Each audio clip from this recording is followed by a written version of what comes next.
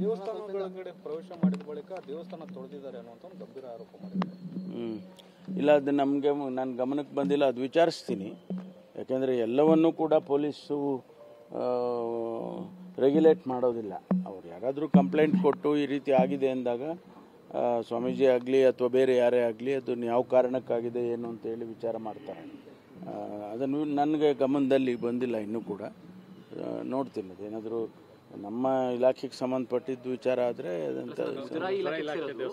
ಸ್ವಾಮೀಜಿಗಳು ಜಾತಿಯನ್ನು ಇಟ್ಕೊಂಡು ಈ ರೀತಿ ಮಾಡ್ತಿದ್ದಾರೆ, ಎಷ್ಟು ಸರಿ ಗೊತ್ತಿಲ್ಲ ನನಗೆ, ಅದು ಗೊತ್ತಿಲ್ಲ. ಅದನ್ನು ಅವರು ಹ್ಯಾಂಡಲ್ ಮಾಡಬೇಕಾಗಿರೋರು ಮುಜರಾಯಿ ಇಲಾಖೆನವ್ರು ಹ್ಯಾಂಡಲ್ ಮಾಡಬೇಕು. ನಮ್ಮ ಪೊಲೀಸಿಗೆ ಬರೋದು ಆಮೇಲೆ ಅಲ್ವಾ.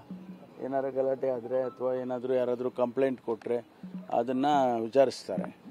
ಇದು ಮುಜರಾಯಿ ಇಲಾಖೆನವ್ರು ನೋಡಬೇಕು. ನಾನು ಮಾತಾಡ್ತೀನಿ, ಇದು ಸಾಮಾಜಿಕವಾದಂಥ ವಿಚಾರ, ಸೋಷಿಯಲ್ ಪ್ರಾಬ್ಲಮ್ ಇದು.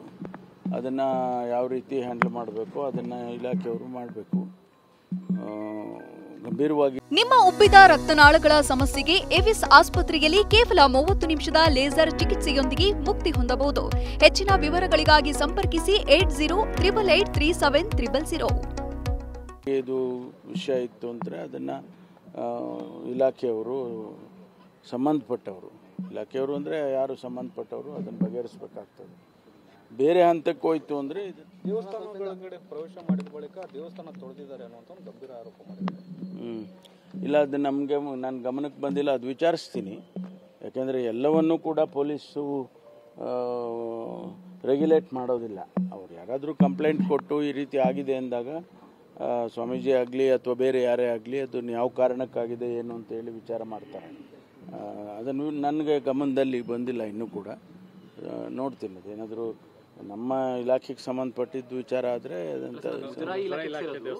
ಸ್ವಾಮೀಜಿಗಳು ಜಾತಿಯನ್ನು ಇಟ್ಕೊಂಡು ಈ ರೀತಿ ಮಾಡ್ತಿದ್ದಾರೆ, ಎಷ್ಟು ಸರಿ ಗೊತ್ತಿಲ್ಲ ನನಗೆ, ಅದು ಗೊತ್ತಿಲ್ಲ. ಅದನ್ನು ಅವರು ಹ್ಯಾಂಡಲ್ ಮಾಡಬೇಕಾಗಿರೋರು ಮುಜರಾಯಿ ಇಲಾಖೆನವ್ರು ಹ್ಯಾಂಡಲ್ ಮಾಡಬೇಕು. ನಮ್ಮ ಪೊಲೀಸಿಗೆ ಬರೋದು ಆಮೇಲೆ ಅಲ್ವಾ. ಏನಾರು ಗಲಾಟೆ ಆದರೆ ಅಥವಾ ಏನಾದರೂ ಯಾರಾದರೂ ಕಂಪ್ಲೇಂಟ್ ಕೊಟ್ಟರೆ ಅದನ್ನು ವಿಚಾರಿಸ್ತಾರೆ. ಇದು ಮುಜರಾಯಿ ಇಲಾಖೆನವ್ರು ನೋಡಬೇಕು. ನಾನು ಮಾತಾಡ್ತೀನಿ, ಇದು ಸಾಮಾಜಿಕವಾದಂಥ ವಿಚಾರ, ಸೋಷಿಯಲ್ ಪ್ರಾಬ್ಲಮ್ ಇದು. ಅದನ್ನು ಯಾವ ರೀತಿ ಹ್ಯಾಂಡಲ್ ಮಾಡಬೇಕು ಅದನ್ನು ಇಲಾಖೆಯವರು ಮಾಡಬೇಕು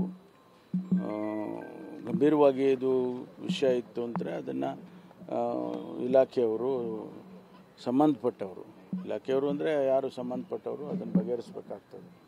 ಬೇರೆ ಹಂತಕ್ಕೆ ಹೋಯ್ತು